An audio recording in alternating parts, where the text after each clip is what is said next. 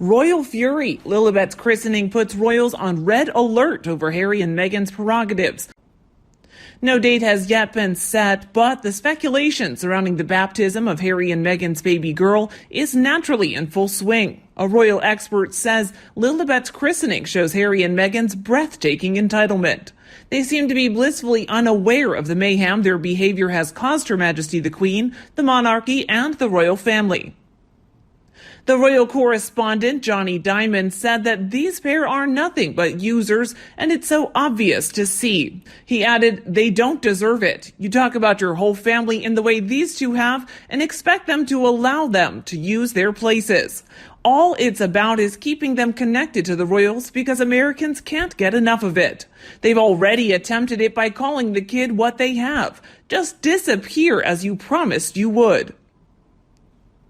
While Miss Roberta Tweedy asked, "Are they? Has this information come from Buckingham Palace or from Montecito?" Their last puff piece was that they were holding the christening somewhere in California.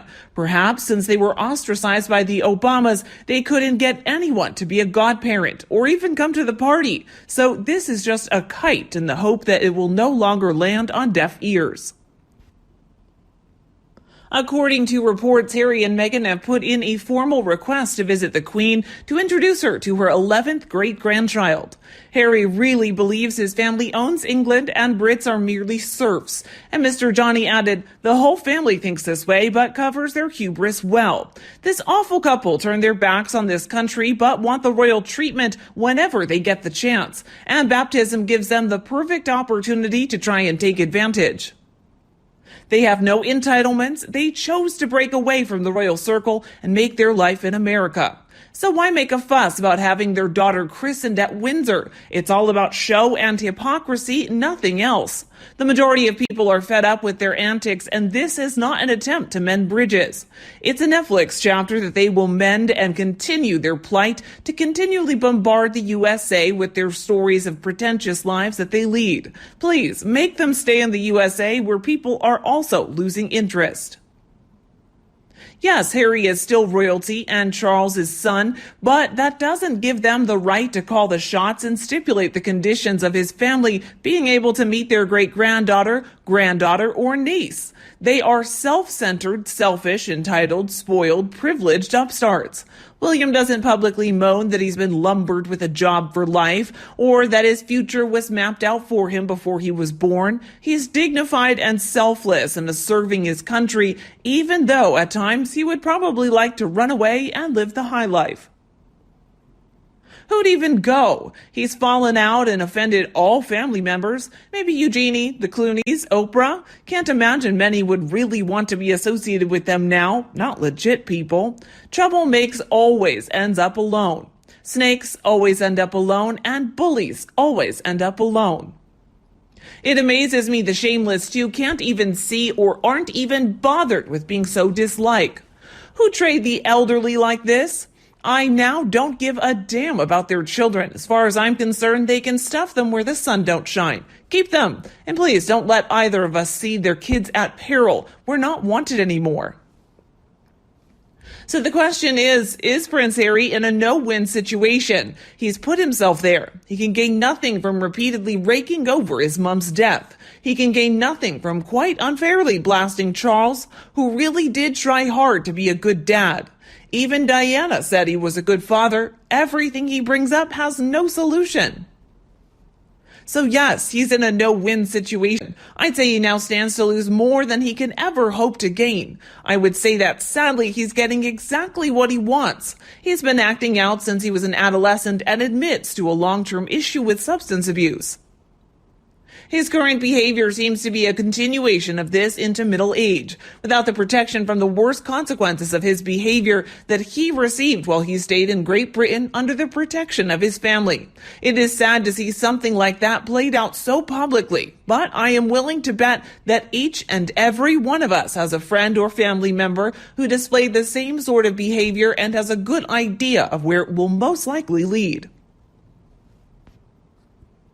Were he to leave with his wife and return to England, would there be a possible path to redemption with his family? Mrs. Harry has wrought quite a work on his mental health and filled his head with her toxic rage and disappointment at not bumping Catherine and standing beside William as Queen in waiting. It will take quite a lot of vaunted therapy that he was promoting. Before Meghan, does he have a meaningful role to work his way into anyway?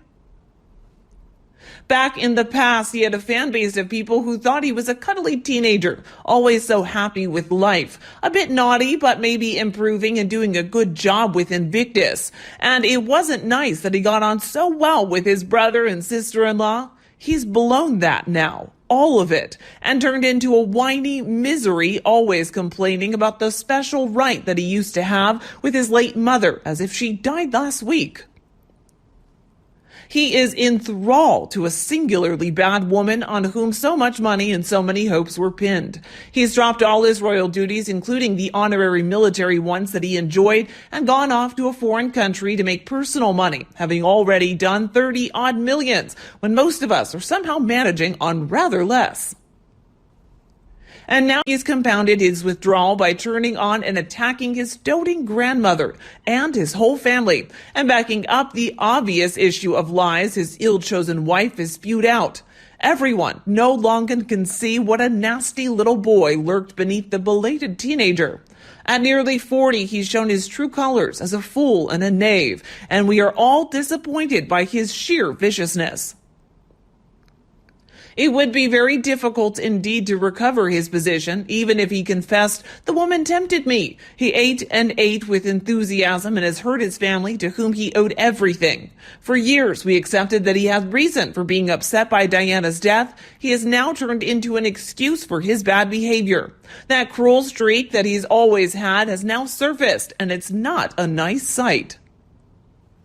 To produce their Netflix projects, they will need investors. However, we would like to give money to people who purposely went on television to prove how shallow, dishonest, and incompetent they really are. They might be tempted to invest their own money and lose it, afterward having given only jobs they qualify for at Starbucks and a heat in a warehouse. The fact that you're calling them liars does not make them so. You evidently were one of those interested enough in their lives to watch the show, which marked the year that they had to make a decision. It was also a chance to announce the second child. Evidently, you didn't hear them say that they were happy now and things have worked out. They bought a home. They paid back the money for the renovations. They started a company with a new name. They're happy, and their investors are not concerned with the gossip of haters. There's nothing you can do to ruin their happy lives, even if you imagine great stories. To conclude the no-win situation, it's pretty much the only way to describe his life. He married a woman that can politely be described as a gold digger. It was obvious to all the males in the family that she was bad news, but he didn't listen. He took control and he was transformed into a whipped puppy. Every time they were seen, she was in front of him against royal protocol and never gave him a chance to speak. She always spoke as I, not we. She saw it as a starring role for her and that of a minor player, which she really is. For those of us that remember Andrew and Sarah Ferguson, to see Meghan trying to make her position considerably more than it is, she seems to have Harry expecting and demanding more than he is entitled. It is clear on a few times that Harry has been permitted to speak. It is her words coming out. From what we've seen of her spending time with Harry, it will have gone through his entire inheritance from Diana soon enough. But people seem to think that since he's a prince, that he should still be getting a salary. Prince Charles was fathered to begin with, and now he's in the role of a future king doing with what he should, putting down his foot. A man over 30 should not still be getting allowance. They should be on their own 2 feet. If not for tabloid papers, they would have been long forgotten, rightfully so. The ongoing drivel about the bimbo and the brat has worn beyond thin.